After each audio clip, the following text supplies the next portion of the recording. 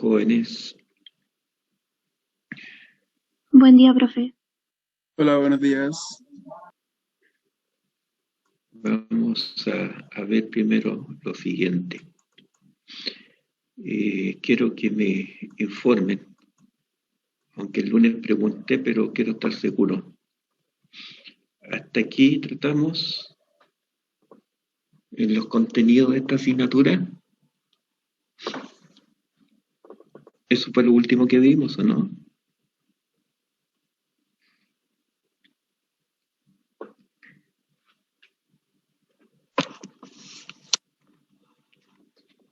Jóvenes, respóndame por favor.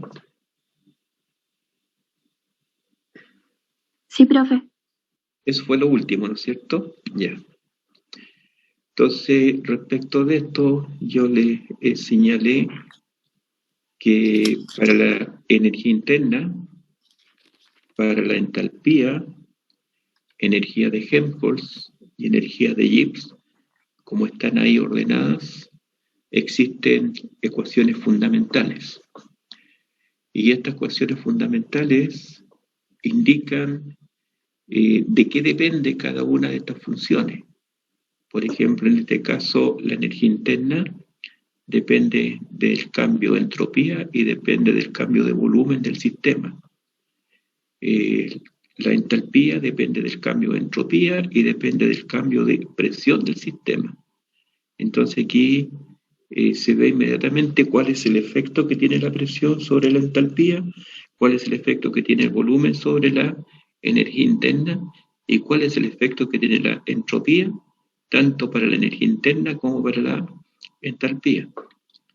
Y respecto a la energía de Helmholtz, la variación del volumen y la variación de temperatura va a significar un cambio de energía de Helmholtz.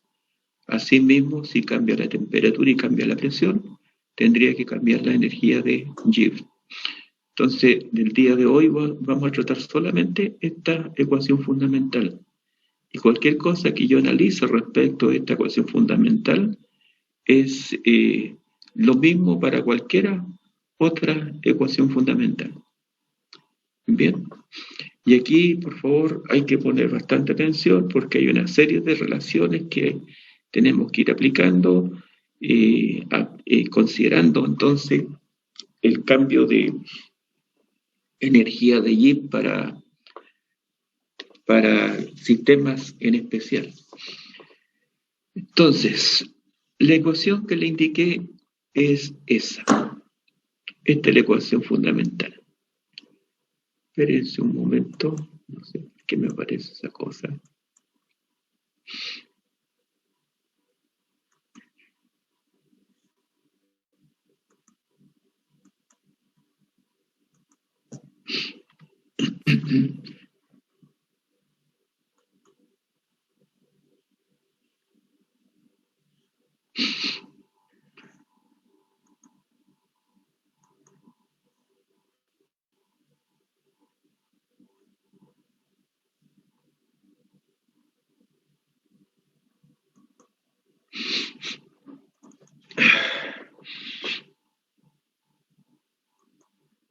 Ya, veamos entonces. La ecuación fundamental de la energía de Gibbs. De acuerdo a lo que les señalé recién, la energía de Gibbs depende de dos variables. Una variable es la presión y la otra variable es la temperatura. Por otro lado, en ese caso se señala que vamos a tener un sistema a volumen constante y no hay ningún efecto distinto para que cambie la entropía. Por lo tanto, tenemos que el sistema está dado a volumen constante y una entropía constante. Y de esa ecuación fundamental podemos obtener una ecuación diferencial. La ecuación diferencial me indica solamente esto, de G a de P, que es lo que tenemos acá. Entonces, cuando tenemos la ecuación diferencial, tenemos que ver cuál es el cambio de la energía de Gibbs respecto al cambio de presión y respecto al cambio de temperatura. Entonces, respecto al cambio de presión, me queda de G a dP y la temperatura se hace constante, ¿ya? Por dP. Sumamos y sumamos la otra relación que es de G a dt a presión constante por dt. Observar aquí que en la ecuación diferencial, que es esta que tenemos acá, no se considera el signo negativo, sino que tenemos aquí signo positivo. En la ecuación diferencial, todas las variables se plantean en función de únicamente signos positivos. Ahora, para poder no complicarse demasiado con esta ecuación diferencial, establecemos ahora la relación entre las dos ecuaciones, la ecuación fundamental y la ecuación diferencial. Y vamos viendo, en este caso, que el de G a dp a t constante es igual al volumen. Bien, entonces nos queda primero esa relación. De G a dp a t constante igual al volumen. Fijémonos bien, decimos de G, dp, por lo tanto el volumen nos queda igual a de G a dp a t constante. Y esto es lo que se llama una derivada parcial. Derivada parcial en el sentido que solamente se está viendo el cambio en la energía Y respecto del cambio de presión. Y de aquí tendría que resultarnos una segunda derivada parcial, donde el de G a dt a p constante tendrá que ser igual, ahora sí incluimos el signo, va a ser igual a menos entropía. Bien, y esas son las derivadas parciales. ¿Qué significan estas derivadas parciales? Que perfectamente bien se pueden trabajar en forma separada, recordando que siempre para poder trabajar termodinámicamente, aunque tengamos dos variables, hay que trabajar con una primero y después con la otra. Entonces aquí trabajamos primero con el cambio de presión, manteniendo la temperatura constante, y después veremos qué es lo que pasa con el cambio de energía Y respecto al cambio de temperatura a presión constante. Aquí esta formulita ya tiene un inconveniente. ¿Y cuál es el inconveniente? Que nos está señalando acá que la entropía es negativa. Pero en el fondo, el signo Y significa otra cosa. ¿Qué es lo que significa? El signo positivo o el signo negativo.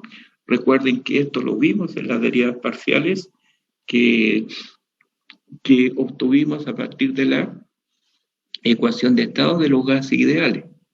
Bien, entonces en la ecuación de estado de los gases ideales también habíamos trabajado con derivadas parciales y ahí podemos ver que hay signos negativos o signos positivos. ¿Qué me indica entonces aquí esto que está con signo positivo? Me indica si aumenta la presión, la energía de Y tiene que aumentar. Y si aumenta la temperatura, la energía de Y tiene que disminuir. Ese signo entonces me indica que hay una relación inversa entre estas dos funciones termodinámicas y acá el signo positivo me indica que hay una relación directa. Ahora, esto es el de Y a de X. Por lo tanto, cada una de estas dos expresiones que tenemos acá la podemos llevar a una gráfica.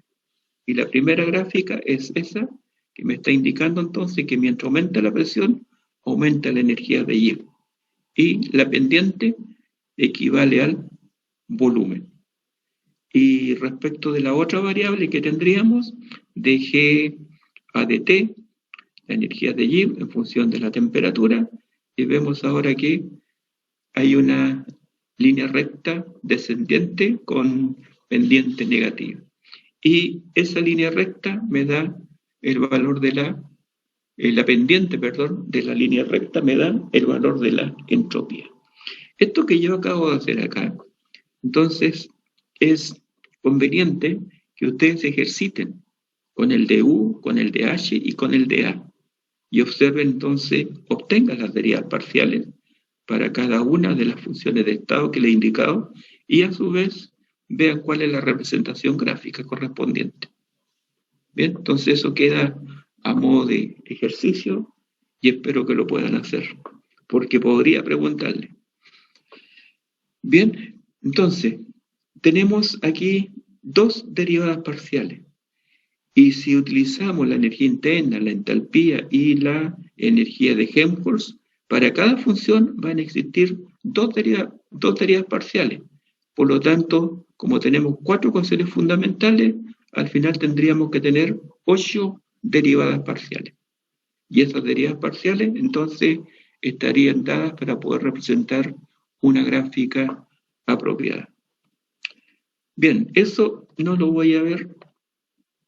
Es un tema más complejo todavía, en el sentido de que ahí en la formulita que hice desaparecer muy rápidamente, hay una segunda derivación, entonces no voy a entrar en ese plano en este momento. ¿Qué tengo acá? El de G de P a T constante, por lo tanto voy a trabajar con esta expresión. ¿Qué es lo que voy a indicar? ¿Cuál es el efecto que tiene la presión sobre la energía de G? Solamente se modifica la presión y acá la temperatura es constante. Recuerden eso, la temperatura es constante. Ahora, esta expresión yo la puedo escribir ahora de la siguiente manera. dG igual a B de P. Entonces aquí tengo una ecuación con cantidades infinitesimales. Esta D me está indicando que hay cantidades infinitesimales y posteriormente la podemos integrar. Al integrar tenemos que integrar el dG y también tenemos que integrar el BDP.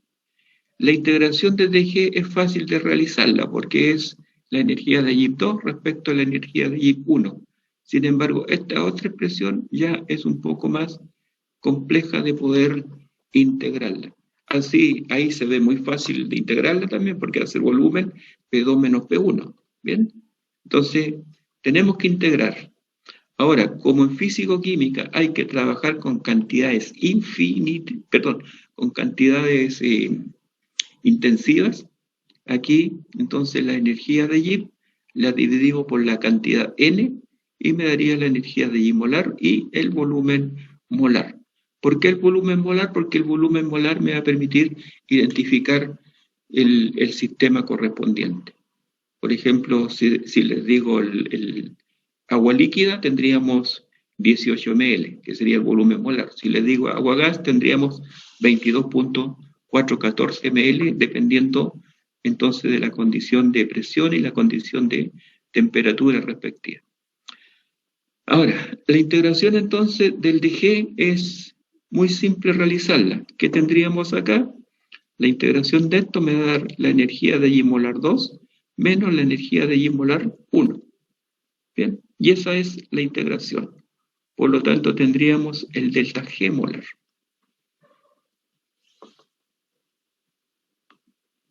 Ahora, desarrollada la primera integral, veamos qué pasa con la segunda integral. La segunda integral vamos a tener entonces una diferencia entre la presión 2 y la presión 1. Pero para ello primero hay que tomar en cuenta este volumen molar. Recién les di como ejemplo el agua. El agua líquida tiene un volumen de 18 ml y el agua gas tiene un volumen de 22.4 litros. Entonces, si les digo agua sólida, agua líquida, agua gas, el tratamiento de la integral va a ser dependiendo de la forma física que tenga el sistema. Cualquiera sea el sistema, en este caso yo le estoy hablando del agua, pero para cualquier sistema tenemos exactamente lo mismo. Podemos hablar entonces de cualquier sustancia. ¿Cómo se integra eso? La primera integración la tendríamos entonces desarrollada de esta manera. La energía de Y molar 2 menos la energía de Y molar 1, que es la que había establecido anteriormente. Y fíjense bien acá que el volumen molar lo retiro de la integral. Entonces estoy estableciendo que este volumen es constante. ¿Qué significa esto? Que el volumen no depende de la presión. O sea, en el caso tendríamos que este volumen es incompresible. No lo podemos comprimir el sistema. ¿Y cuándo estamos hablando? ¿En qué situación estamos hablando? Es cuando la sustancia existe en forma sólida o existe en forma líquida. Ahora, hay una cosa. El efecto de la presión sobre un líquido, sobre un sólido, sí es efectivo, pero cambia muy levemente. Entonces decimos que prácticamente el cambio es despreciable. O sea, se podría modificar algo este volumen, pero el cambio de volumen es despreciable. ¿Qué significa entonces? Que lo hacemos que sea constante y lo retiramos de la integral. Y ahora integramos respecto de la presión. ¿Qué nos quedaría? Nos quedaría esta formulita. Bien, que el delta G molar va a ser igual a la energía de Y molar 2 menos la energía de Y molar 1, el volumen molar del sistema y la presión 2 correspondiente a esta energía de Y molar y la presión 1 a la otra energía de Y molar. Entonces ya aquí tenemos una posibilidad de calcular un cambio de energía de Y dependiendo del sistema. Y esta ecuación se aplica siempre y cuando tengamos entonces un sólido o un líquido. Es no aplicable a los gases. Y ya vamos a ver por qué. Ahora, aquí le establezco la siguiente relación. La presión 1 la podemos hacer igual a la presión estándar. Por lo tanto, la presión 2 puede ser igual a una presión P cualquiera. Esta es la presión estándar. Y cuando hablo de presión estándar significa un bar. Bien, entonces, a la presión estándar vamos a tener la energía de Y molar estándar y a la presión P vamos a tener también cualquier valor de energía de Y molar. Estos son ajustes que hay que hacer entonces para tomar como referencia la presión estándar. Pero esta formulita que está aquí me está indicando que P1 puede ser cualquier valor de presión y la presión 2 puede ser cualquier valor de presión. Es decir, podría preguntarle cuál es el cambio de energía de Y molar si tengo un sistema que está, no sé, a 5 atmósferas y lo llevamos a 100 atmósferas. Bien, sin embargo, en este otro caso que tenemos que indicar cuál es el cambio de la energía de Y molar cuando el sistema lo llevamos a 50 bar, por ejemplo. ¿Ya? Solamente 50 bar. ¿Por qué? Porque esto es un bar. Y ahí vemos entonces el efecto que va a tener de la presión sobre la energía de Y molar, volviendo a repetirle, para sólidos o para líquidos. Fijémonos bien qué es lo que estoy desarrollando a partir solamente de la ecuación fundamental. ¿Ya? Y esa es la técnica que tiene en el fondo la físico-química para ir derivando una serie de fórmulas que son aplicables, que a lo mejor alguna vez ustedes la han usado, pero no saben cuál es el origen de ella. Y eso es lo que trato de explicar en las clases. Y no estar en una situación en la cual siempre los estudiantes me dicen, profesores, que tenemos tantas fórmulas que aprendernos. Y a veces no son tantas. Lo único que interesa es cómo derivar esas formulitas. Bien, entonces, esto es lo que tienen ya que registrar como fórmula a utilizar en cualquier cálculo. Enseguida, vemos lo siguiente. El efecto de la presión sobre la energía de Y, sigo con el mismo sistema, pero ahora fijémonos bien lo que voy a hacer. Como ya hemos indicado que el volumen es constante para un sólido y para un líquido, ahora este volumen que está acá lo vamos a aplicar a un gas ideal. Solamente con el hecho de decirle gas ideal, significa que hay que aplicar la ecuación de estado del gas ideal. Por lo tanto, este volumen lo podemos sustituir por RT partido por P, de acuerdo con la ecuación de estado de los gases ideales. Bien, el volumen molar entonces de un gas va a ser igual a RT partido por P. Y ahí tengo la sustitución. Ya no tengo en este caso la presencia del volumen, sino que solamente la temperatura, que si nos fijamos acá, la temperatura, de acuerdo a lo que señalé anteriormente, es constante. Y respecto de esta otra constante, simplemente la retiramos de la integral. Por lo tanto, nos va a quedar RT, integral de P1 a P2, de dP partido por P. Y esa integral nosotros ya también la hemos revisado anteriormente. Por lo tanto, nos queda ahí retirado las constantes y enseguida la integro. Entonces la integración me va a dar la energía de Y molar 2 menos la energía de Y molar 1, RT, logaritmo del D, P2 a P1. Bien, el delta G entonces va a ser igual a RT, logaritmo natural de P2 a P1. ¿Les parece familiar esa fórmula?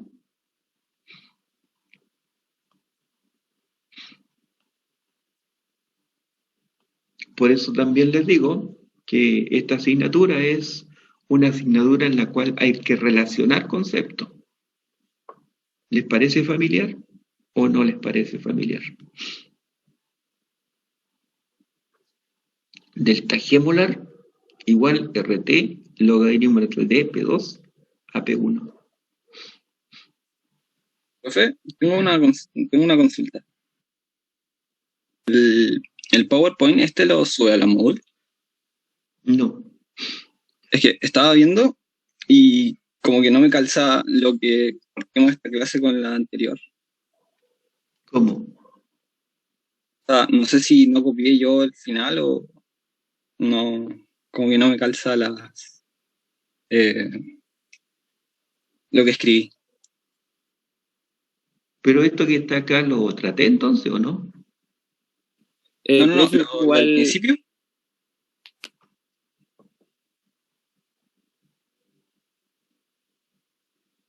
A ver, profe, lo que pasa es que yo igual estuve revisando recién y yo quedé en lo que escribí yo, quedé hasta algo que se llama estado de equilibrio, de donde usted puso en el PPT que el delta G era igual al delta H, menos T por el delta S, igual a 0.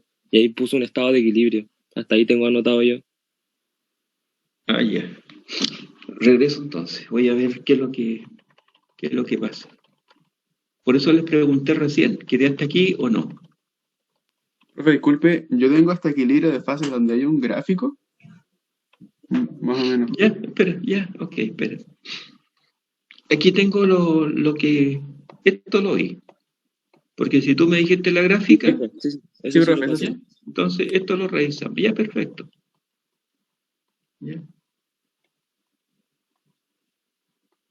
Entonces por eso hice la pregunta, porque no recordaba yo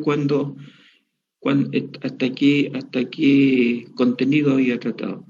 Ahora aquí cuando hablo de estado de equilibrio, el estado de equilibrio aquí solamente para poder evaluar la temperatura de equilibrio, ¿ya? Que es delta H partido por delta S. Incluso en ese momento les dije que esta formulita también la habíamos visto anteriormente, porque el delta S va a ser igual al delta H partido por la temperatura de equilibrio. Si digo la temperatura esta de ebullición, aquí tendríamos el delta S de vaporización del delta H de vaporización. Y podemos tener entonces la temperatura de equilibrio, que es la temperatura de ebullición. Esto yo lo vi. ¿Es así?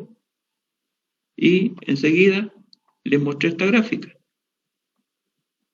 ¿Esa gráfica la vimos? Sí, profe. ¿Sí? Ya. Entonces, ordenémonos un poquito. ¿Esto lo vimos? No, profe, eso no. No, eso no, profe. Ya. Quiero ver qué viene después.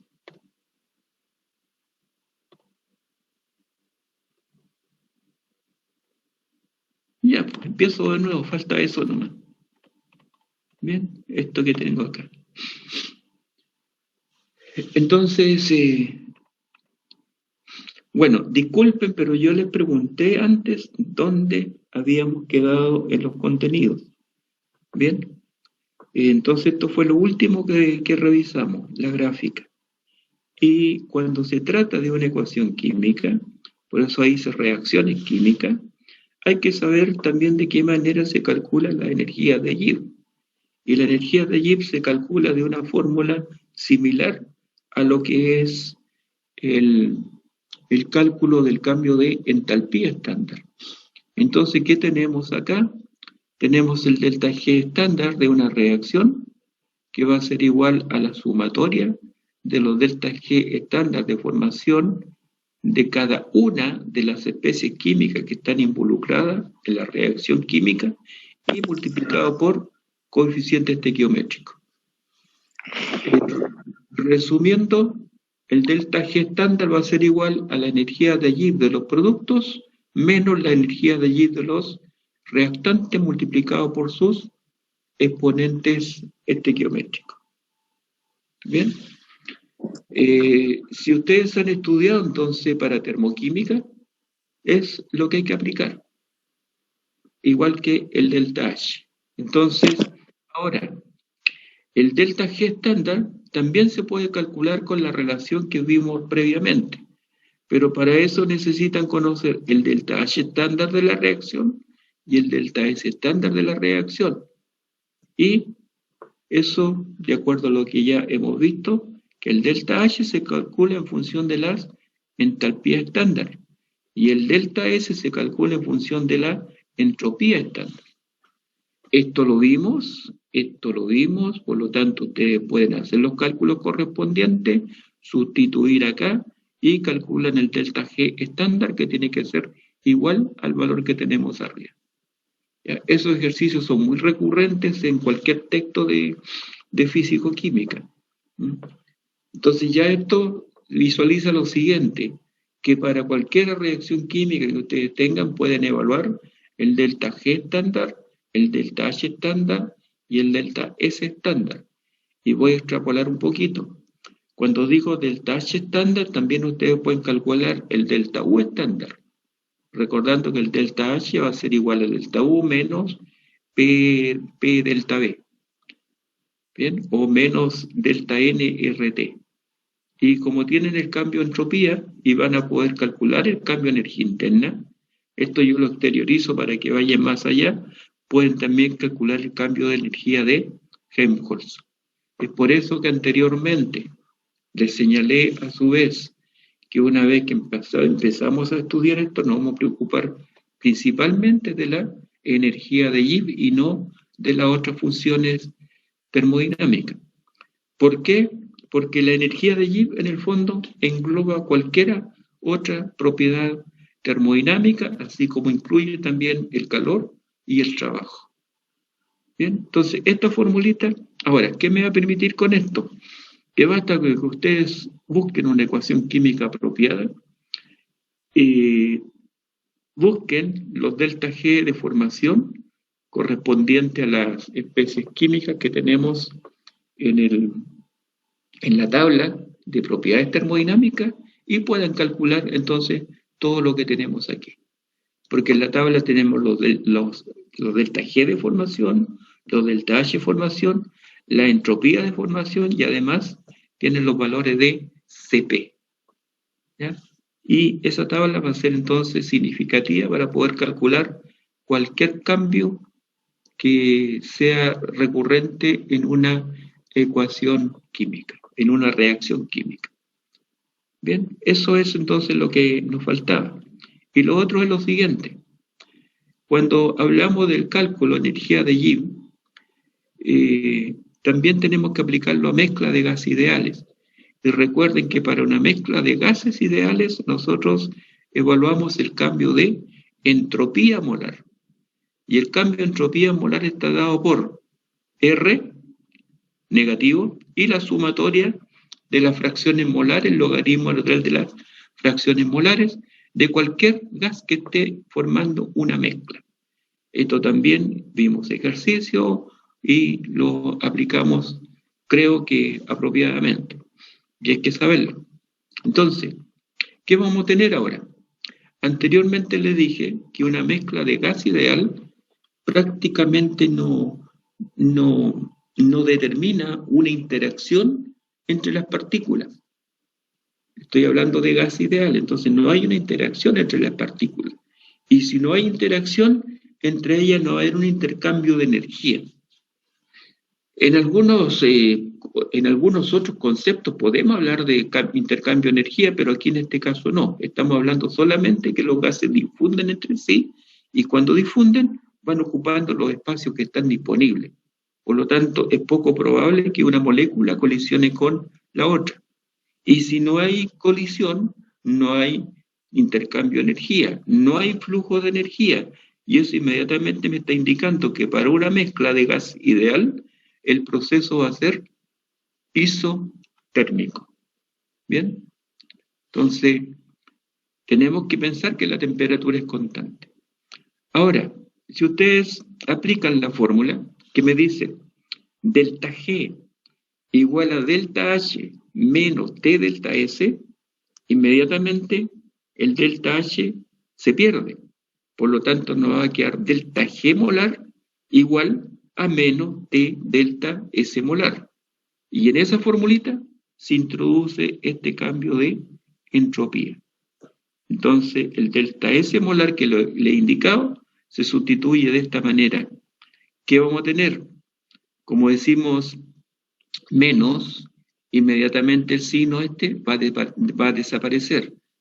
Si tienen referencia, les estoy indicando que el delta G molar va a ser igual a menos T delta S molar.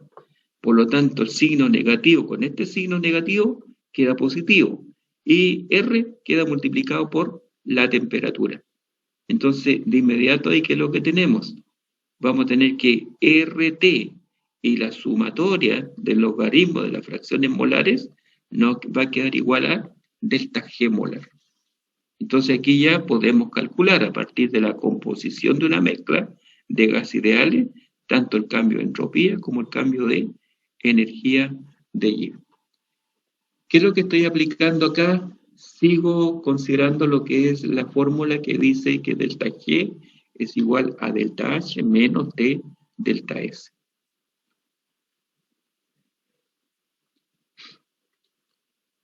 Bien. ¿Hasta ahí alguna duda? ¿Algo que preguntar? Aquí ustedes perfectamente bien se pueden dar cualquier valor de fracciones molares de una mezcla de dos gases y van haciendo el cálculo correspondiente. ¿Ya? Entonces pueden calcular el cambio de entropía, pueden calcular el cambio de energía de Gibbs. Y el sistema tiene que estar, sí, a una temperatura constante. Por eso anteriormente le dije la formación de una mezcla isotérmica de gases ideales, temperatura constante. No estamos Profe, viendo en ese caso, la temperatura sería los 25 grados, ¿o no? cualquier temperatura, porque aquí nos estamos refiriendo al delta G. Si tú tienes acá, está bien que me preguntes eso, porque es muy recurrente el error. Si aquí me dice delta G molar estándar, la temperatura aquí obligadamente tiene que ser 25 grados. ¿Bien? ¿De acuerdo? Sí, profe. Ahora, se puede trabajar con cualquier temperatura. Eso es lo que hay que tener presente. Por lo tanto, el sistema en algún momento tiene que decir tal temperatura. Y si no se informa la temperatura, hay que usar 25 grados. Qué bueno que pregunten. Qué bueno que me hayan detenido. Por lo menos ya lo estoy haciendo hablar un poco. Ya, y de ahí venía lo que le había planteado recién, las ecuaciones fundamentales. Entonces, las ecuaciones fundamentales, ¿de dónde provienen? Todas las ecuaciones fundamentales que les mostré anteriormente, y voy a explicar todo de nuevo, ¿de dónde provienen? Provienen de la primera ley termodinámica. Y aquí tenemos la primera ley termodinámica. Esta primera ley termodinámica no es una ecuación fundamental, sino que de esta se derivan las ecuaciones fundamentales. Y para eso hay que hacer sustitución. ¿Qué tenemos? Que dQ es igual a TdS. Por lo tanto, el dQ lo cambiamos por TdS. Y el dW hacemos que sea un trabajo presión-volumen, por lo tanto lo sustituimos por menos P dV. Y ahí tenemos la primera ecuación fundamental. Entonces, tal como le indiqué anteriormente, ¿qué me indica esta ecuación fundamental? Que la energía interna va a depender del cambio de entropía y va a depender del cambio de volumen, manteniendo la temperatura y la presión constante. Ahí tenemos entonces la primera ecuación fundamental. Yo recién les mostré las ecuaciones fundamentales, pero ahora les voy a pedir que ustedes las deriven. Y bueno, veamos el ejercicio. Solamente les voy a indicar lo siguiente. Deriven la ecuación fundamental para la entalpía. ¿Qué tienen que tener presente para la entalpía? Tienen que saber su definición. ¿Y cómo se define la entalpía? ¿Cómo se define? La entalpía es igual a ¿qué? Energía interna más PV. La energía interna más PV. ¿Ok? Perfecto. Ahora deriven la definición. ¿Cómo le va a quedar?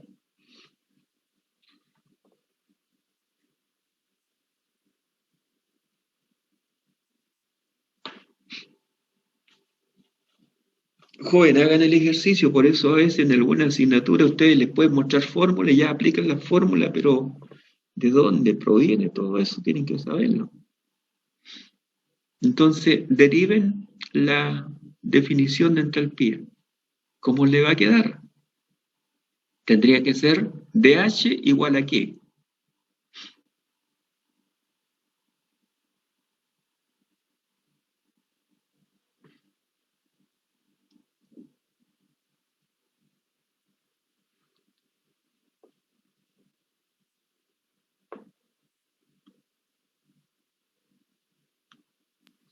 Igual a TDS más VDP.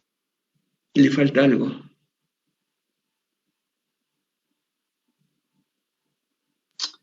Más PdV. No, pues se olvidó de una función de estado. dH igual a ¿qué? DU. A du. Más PdV más VDP. ¿O no?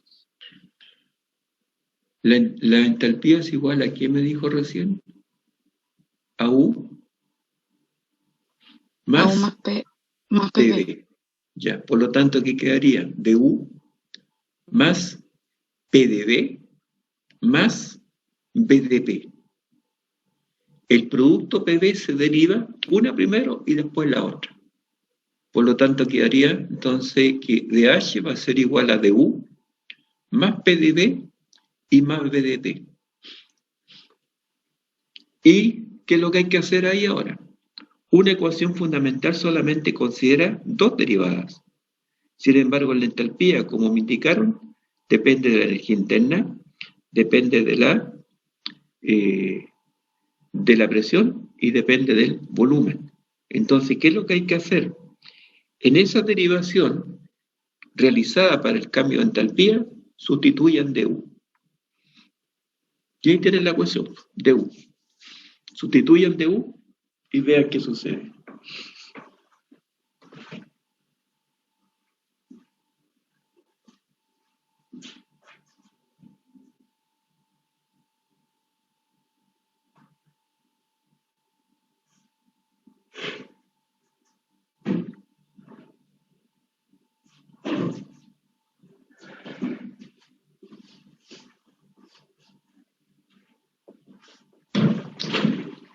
¿Qué les da al sustituir du?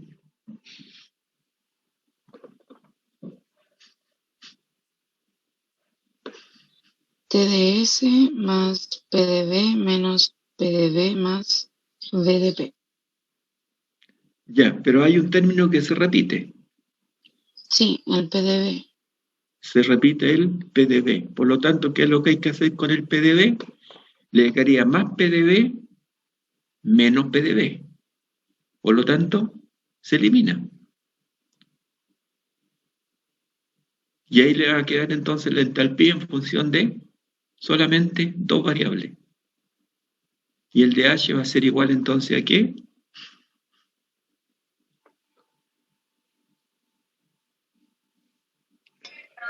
TdS más BDP.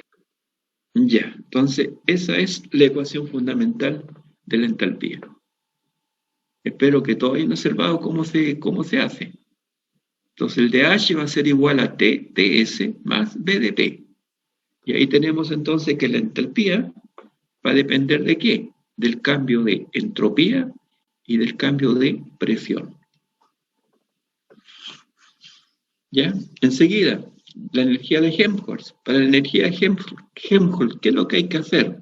Nuevamente, su definición. Y la definición es A igual a U menos TS. Deriven, sustituyan y obtengan la ecuación fundamental. Y de A va a ser igual a ¿qué?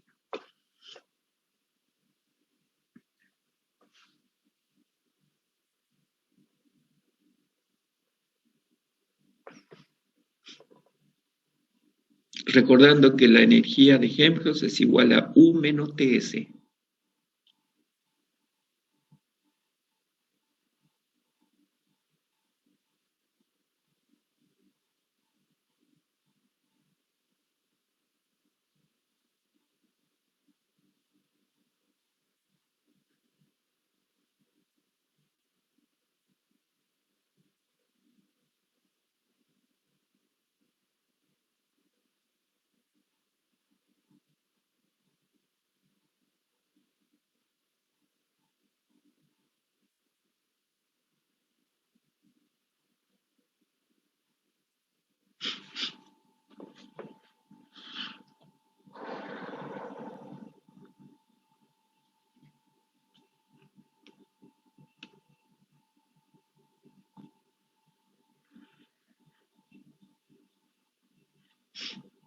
¿Qué les queda, jóvenes?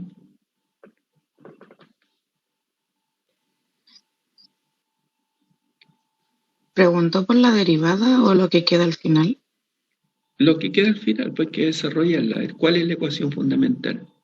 Como ya el mecanismo, por lo menos de acuerdo a lo que me ha señalado, si lo asecho, y aquí es donde me caen mis dudas si todos lo entienden o no. Y hay que llegar a la ecuación fundamental. Entonces, nuevamente ahí, ¿qué es lo que hay que hacer?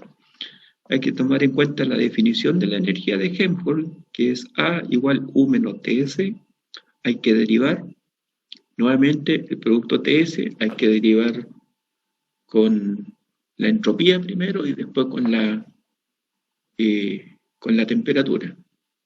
Y le va a quedar una ecuación que tiene 3 cambios. Y nuevamente ahí le va a quedar du, por lo tanto hay que sustituir la expresión que tenemos de la ecuación fundamental de la energía interna. Y les quedaría el de A igual a.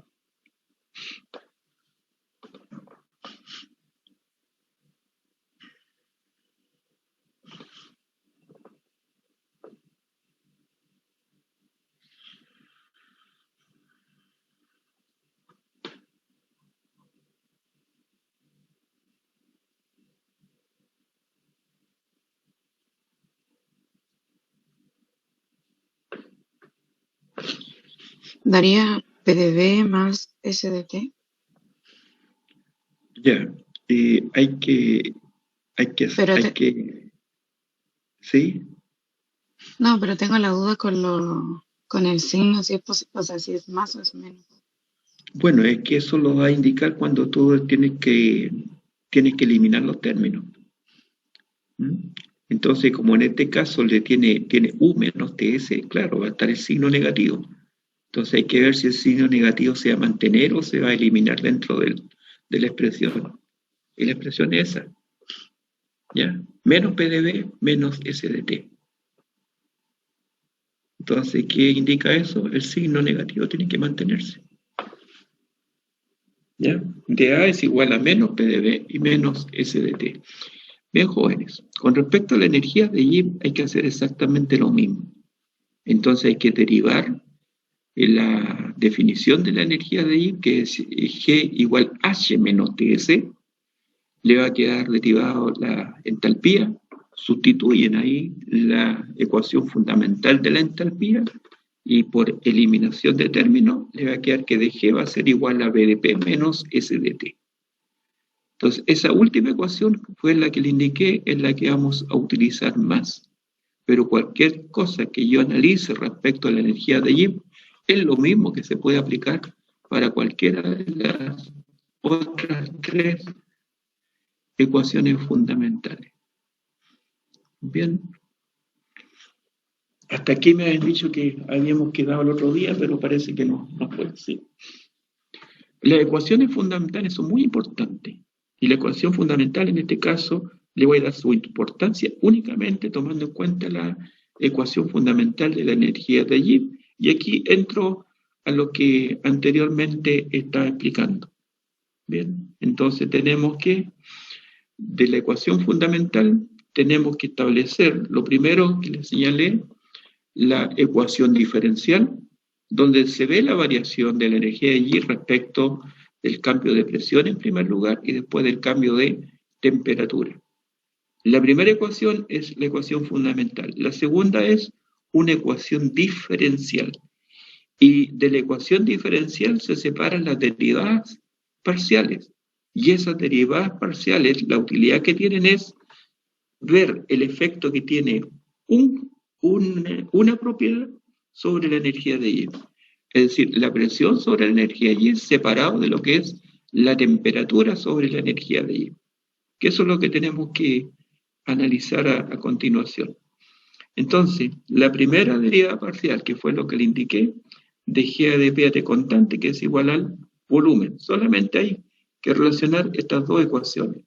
Y la otra es de G de T a P constante, que va a ser igual a menos entropía.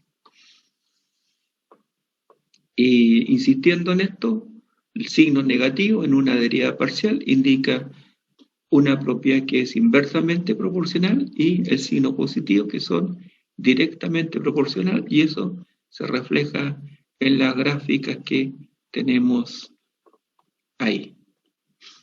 Bien, y las pendientes van a ser igual a los términos a los cuales se define cada una de las derivadas parciales. Por lo tanto, aquí la pendiente equivale al volumen y aquí la pendiente equivale a la entropía. Y se señala entonces una pendiente negativa. Mientras aumenta la temperatura, la energía de Gibbs disminuye. Acá, mientras aumenta la presión, la energía de Gibbs aumenta.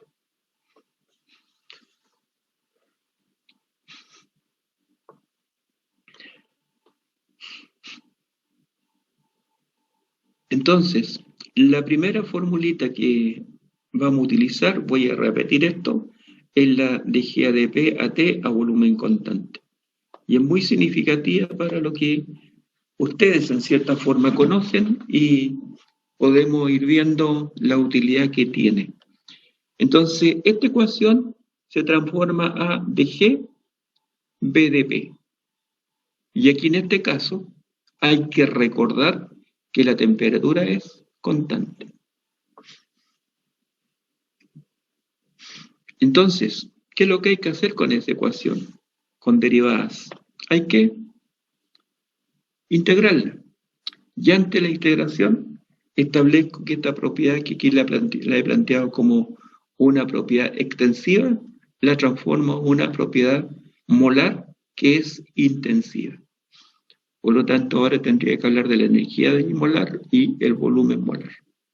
Enseguida, la integración. Se integra primero de G, nos queda G molar 2 menos G molar 1, y tal como les señalé anteriormente, la otra integral va a depender del sistema que se tenga. Para un sólido, para un líquido, el volumen es constante, se retira de la integral y solamente se va a integrar en función de la diferencia de presión. Ahí tenemos para el cambio de energía de Gibbs.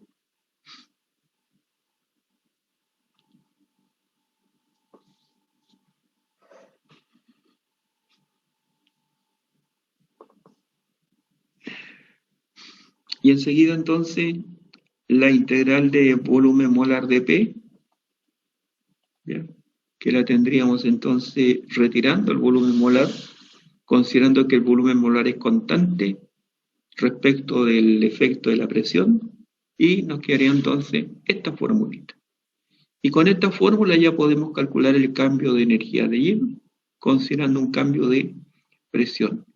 Y la presión 1 la he indicado que corresponde a la presión, puede corresponder a la presión estándar, por lo tanto aquí la energía de Gibbs molar también la hacemos igual a la presión, a la energía de Gibbs estándar. ¿Por qué se hace esto? Porque siempre van a existir valores de referencia, que son las energías de Gibbs molar estándar, y esos son los valores que están tabulados. Entonces, por eso siempre hay que considerar la posibilidad de poder trabajar a condiciones estándar, que es lo que me indica esa expresión. ¿Ya? Y tal como les señalé anteriormente, es aplicable a sólidos y a líquidos.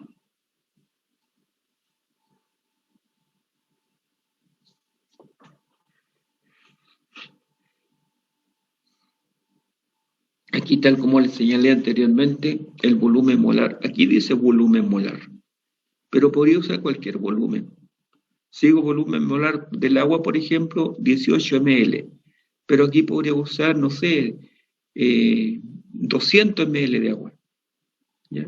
Y si digo 200 ml de agua, igual vamos a tener entonces un cambio de energía de Gibbs respecto del cambio de presión.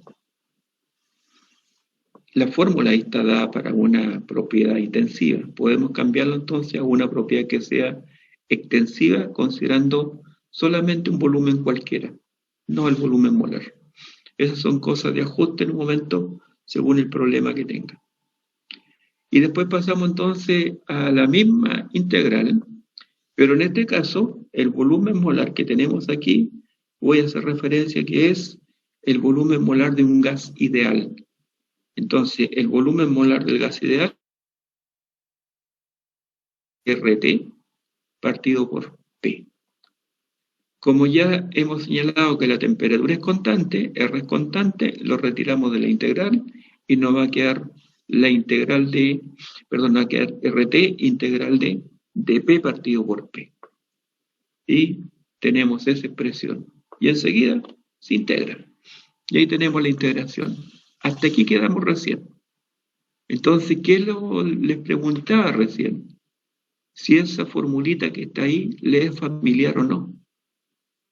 Y si le es familiar, ¿a qué corresponde?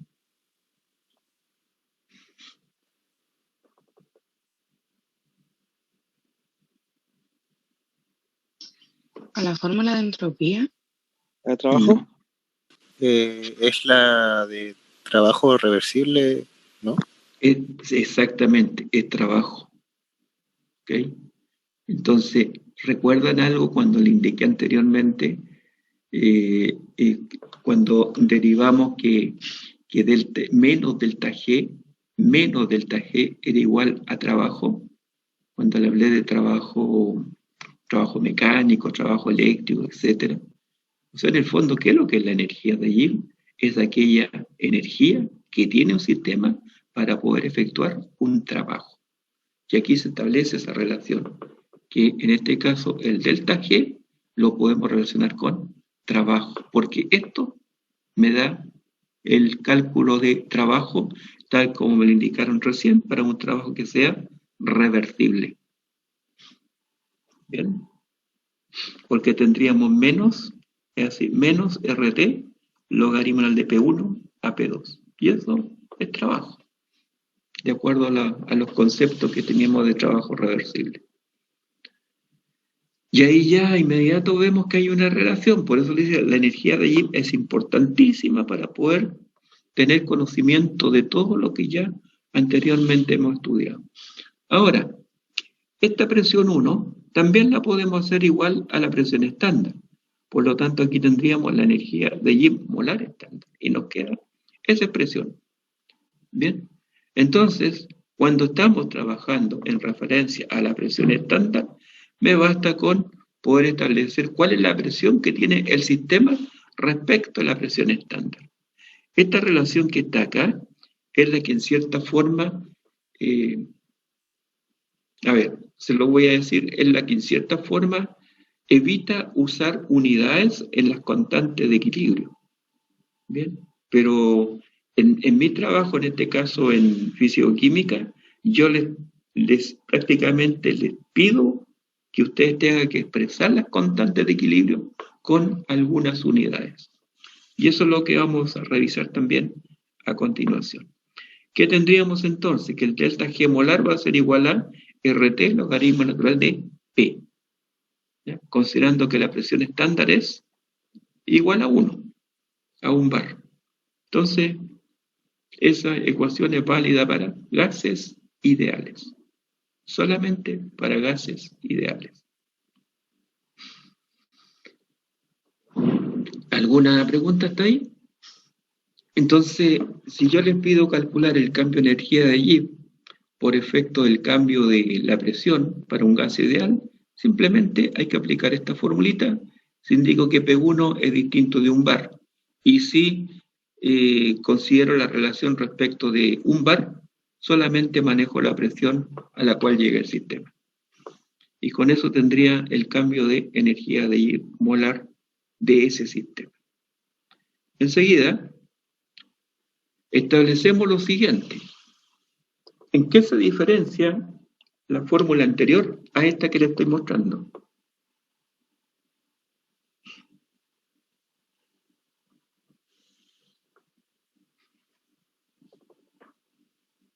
¿En qué se diferencia?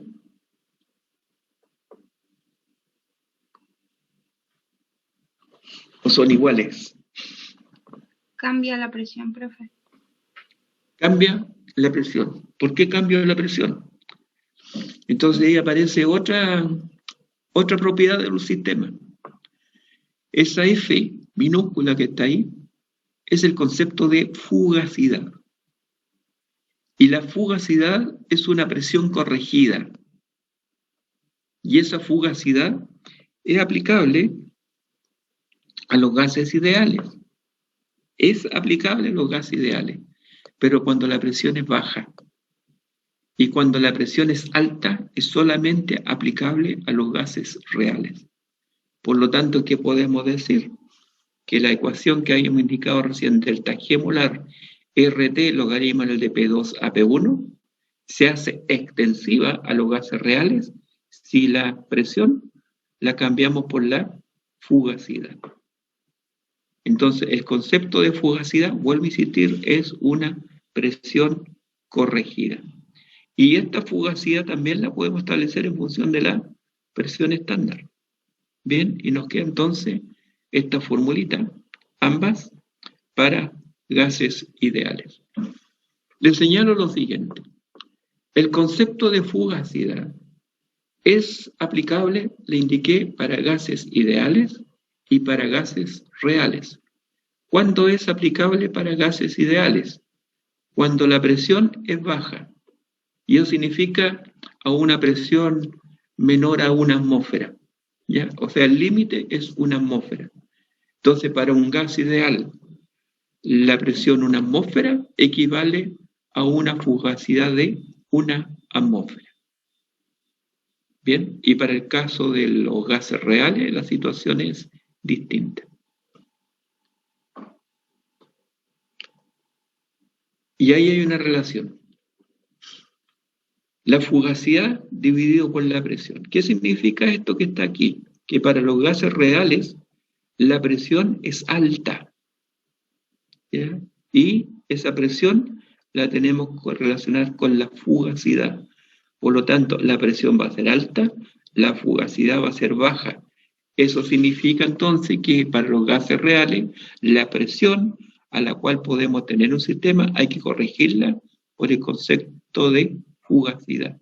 Y esta fugacidad justamente es la presión corregida. La relación entre la fugacidad y la presión da como resultado el coeficiente de fugacidad. Y este coeficiente de fugacidad es aplicable, vuelvo a insistir, también para los gases reales. Ahora, ¿cuál es el coeficiente de fugacidad para un gas ideal?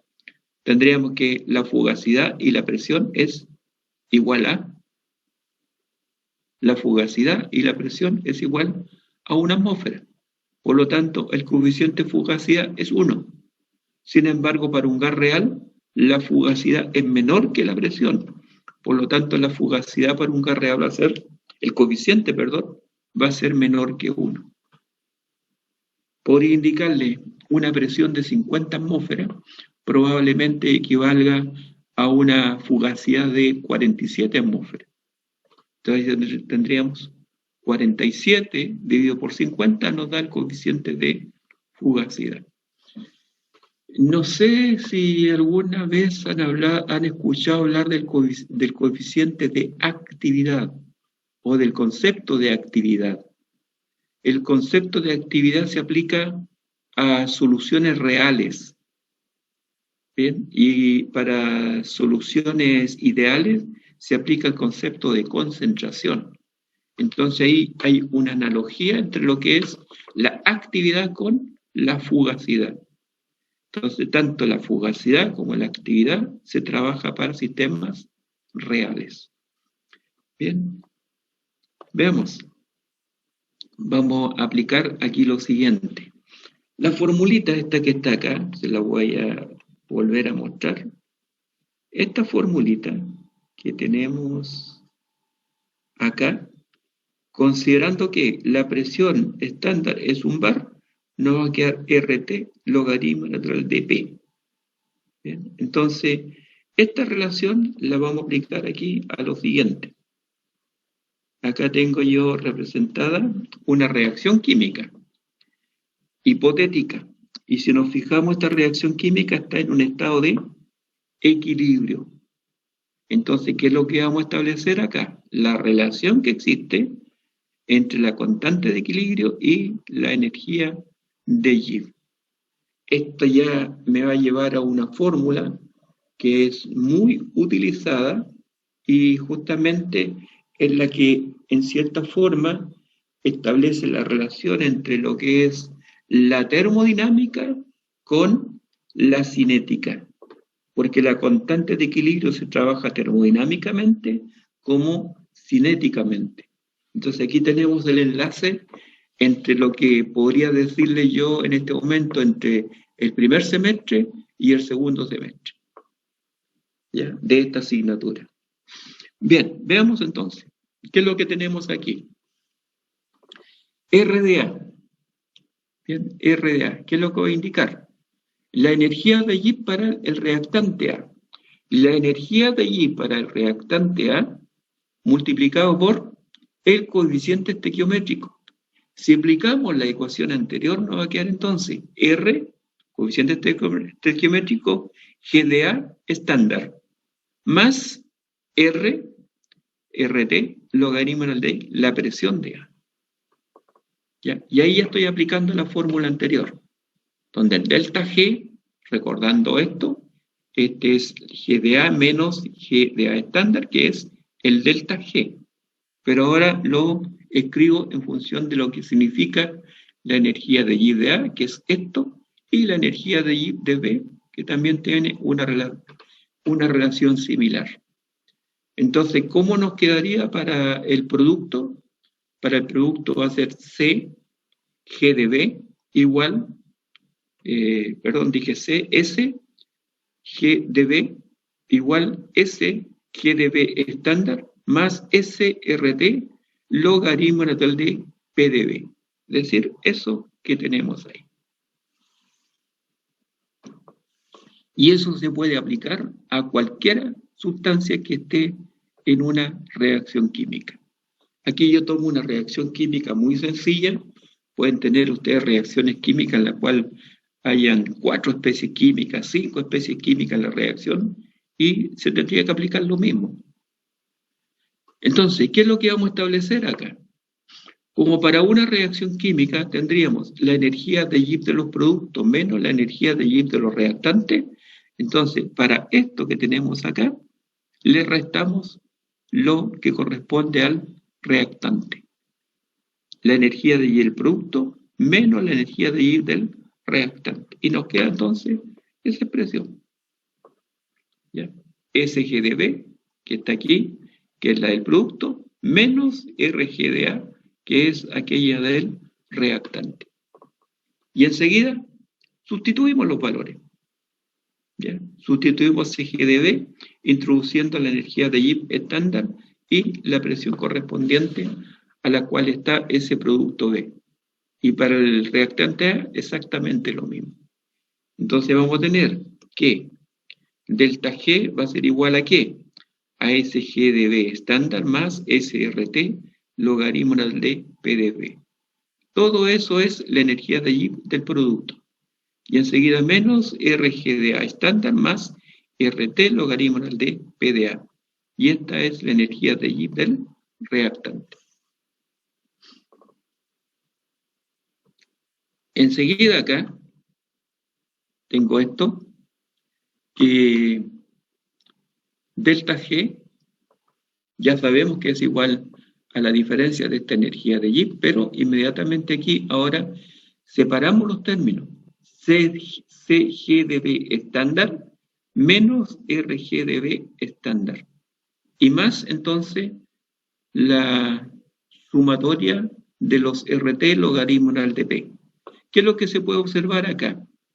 Se puede observar de inmediato que vamos a tener que este valor que está acá como multiplicando, como tenemos una forma logarítmica, pasa al logaritmo como exponente de la presión.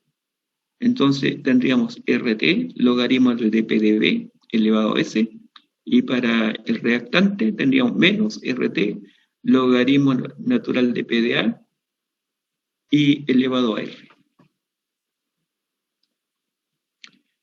La primera expresión que está aquí, esa, va a ser igual a ¿qué?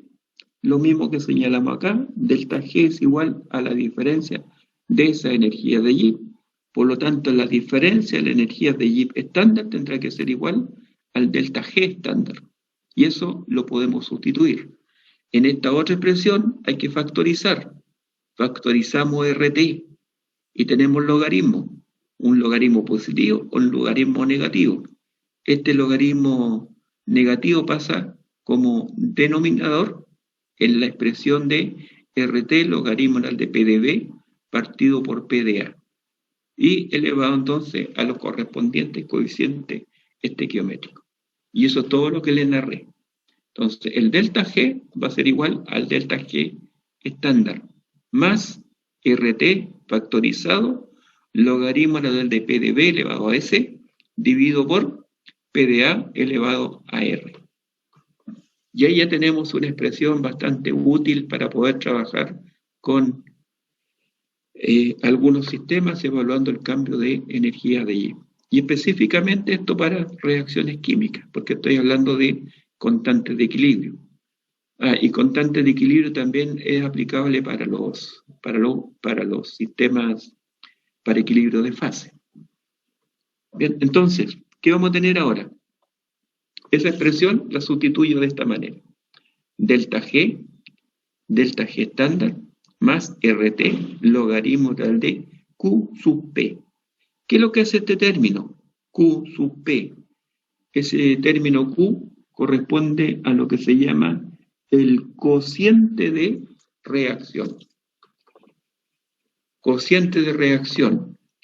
Ahora, esta P que está aquí no significa que la presión es constante, sino que este valor Q depende, como está indicado acá, de los valores de presión. Pero esto solamente es aplicable a los gases. Y anteriormente habíamos indicado algo, que el delta G es igual a 0 cuando el sistema está en un estado de equilibrio. Y cuando el sistema está en un estado de equilibrio, este valor de Q sub P se cambia por K sub P. Entonces nos va a quedar que delta G va a ser igual a delta G estándar más RT logaritmo de K sub P, y eso va a ser igual a 0. Se despeja delta G estándar y nos queda esa expresión. Esta relación es importantísima por lo siguiente. El delta G, que es cualquier cambio de energía de Gibbs, hay que relacionarlo con el cociente de reacción. Sin embargo, el delta G estándar hay que relacionarlo con la constante de equilibrio. ¿Y qué es lo que es la constante de equilibrio? La constante de equilibrio es un valor de Q sub P. Es decir, ahí el K sub P es exactamente igual al Q sub P cuando delta G es igual a 0. Por lo tanto, a su vez, ¿Qué significa todo esto? Que a una temperatura dada, como me indica acá, vamos a tener una constante de equilibrio. Por eso normalmente cuando ustedes ven problemas en los cuales son aplicables equilibrio, la constante de equilibrio tiene que estar dada a cierto valor de temperatura. Pero el valor de Q sub P puede cambiar. ¿Cuántos valores de constantes de equilibrio vamos a tener a una temperatura dada? Podemos tener solamente un valor. ¿Y cuántos valores de cociente de reacción? Podemos tener muchos valores, porque ya el Q sub P no depende de la temperatura, sino que depende de los valores de presión. Y cuando una reacción química va progresando, la presión de los productos, la presión de los reactantes, también va cambiando. Por lo tanto, si en un momento tenemos un aumento del valor de Q sub P, tendrá que ser igual a K sub P. O si tenemos una disminución del valor de Q sub P, tendrá que ser igual a K sub P. ¿Qué significa entonces cuando tengamos un valor de Q sub P? Significa que el proceso se está realizando en un sentido. Y cuando tengo un valor de K sub P, significa que el proceso se realiza, pero se realiza en forma reversible, es decir, como lo indica aquí la doble flecha. Aquí la doble flecha me está indicando que hay cambios, pero cambios muy pequeños. Cierta cantidad de reactante forma producto y cierta cantidad de producto forma reactante, lo cual va a significar que estas presiones que tenemos acá siempre van a ser prácticamente las mismas y el valor de la constante se mantiene. Bien, entonces veamos, analicemos esto, concluyamos esto. De la derivada parcial de G a de P a T constante, fíjense bien lo que hemos logrado establecer, que ahora ustedes para cualquier reacción química basta con evaluar el delta G estándar a partir de los delta G estándar de formación y para esa reacción química pueden evaluar la constante de equilibrio siempre y cuando haya presencia de al menos un gas en la reacción. Por ejemplo, la descomposición de carbonato de calcio a óxido de calcio y dióxido de carbono. Se puede aplicar esto. ¿Ya? Pero aquí, en esa reacción que yo le acabo de indicar, el K sub P va a ser igual a la presión del CO2, porque es el único gas que está presente. Bien, esto entonces tenemos que aplicarlo a ejercicios en su momento. La constante de equilibrio que se evalúa con la expresión que yo le indiqué solamente es K sub P. Sin embargo, hay otras constantes de equilibrio que son conocidas, ¿ya? Como es el K sub C. Aquí ahora, esto yo se lo voy a indicar porque también a veces encuentro que hay dudas. Entonces, la constante de equilibrio a presión constante va a estar dada por la presión del producto, por la presión de los reactantes y cada una de las presiones elevada a los coeficientes estequiométricos. Si yo esto lo multiplico por 2, tendría aquí 2, aquí tendría 4 y aquí tendría 2 y tendría que elevarlo también a esos otros nuevos coeficientes, porque los valores son distintos. Van a ser distintos entonces dependiendo cómo se trabaje con esta ecuación. Podría indicar aquí un medio, 1 y un medio, y también van a ser distintos. Ahora, esta constante entonces depende de las presiones, pero vamos a tener lo siguiente.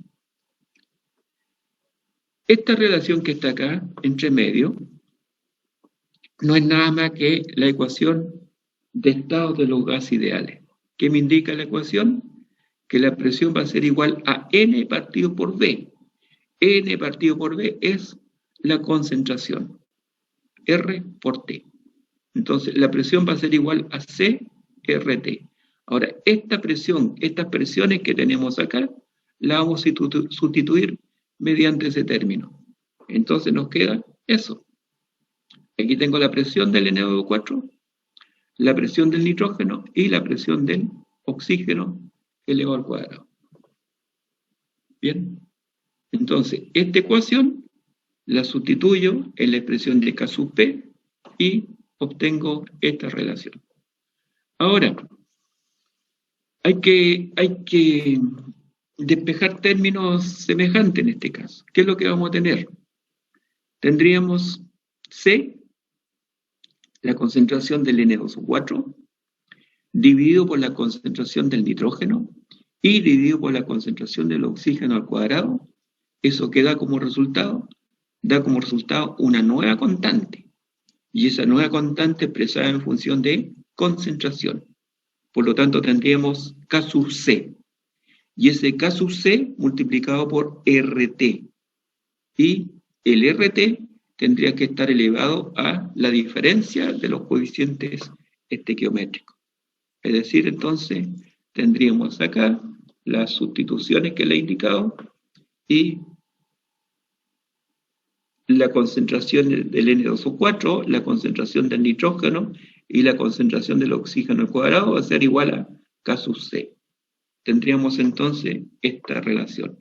K sub P va a ser igual a K sub C por RT elevado a menos 2. ¿Por qué menos 2? Aquí el RT está elevado a 1, aquí el RT está elevado a 1, lo simplificamos y nos quedaría RT al cuadrado y eso lo subimos al numerador y nos queda entonces como RT elevado a menos 2. ¿Qué es lo que tenemos en este caso? Para esta reacción que yo indicaba acá, ustedes pueden buscar en la tabla de datos el delta G de formación del N2O4 y basta con eso para poder calcular el K sub P. Y una vez que tienen el K sub P, lo sustituyen acá para poder calcular el K sub C. Bien, el valor de R aquí tiene que estar dado en unidades de presión, es decir, 0.08314 bar, litro, mol menos 1, Kelvin menos 1, para que después la constante de equilibrio quede expresada en función de unidades de concentración. Bien, ahí ya con eso le estoy dando como posibilidad de hacer un ejercicio. Entonces, ¿cuál es el ejercicio? Calcular el delta G estándar de esta reacción. Con el delta G estándar, calcular la constante K sub P. Y después que se tiene la constante K sub P, calcular la constante K sub C. Bien. Y esta fórmula que está aquí es la fórmula general. Esta es para esta reacción. Esta es la fórmula general. Hay que buscar la diferencia de los coeficientes estequiométricos únicamente en los gases. Si hay un sólido, hay un líquido, hay que descartarlo. Bien. Tenemos ahora lo siguiente. Lo que yo he escrito acá es la definición de la fracción molar en función de las presiones. Entonces la fracción molar de un gas va a ser igual a la presión parcial de ese gas dividido por la presión total. Y esta expresión que tenemos aquí la podemos sustituir también en el término de presiones que tenemos en esta ecuación. Entonces aquí nos va a quedar, en vez de la presión, nos va a quedar fracción molar por P del NO4 y igual para los otros dos gases. Tendríamos eso.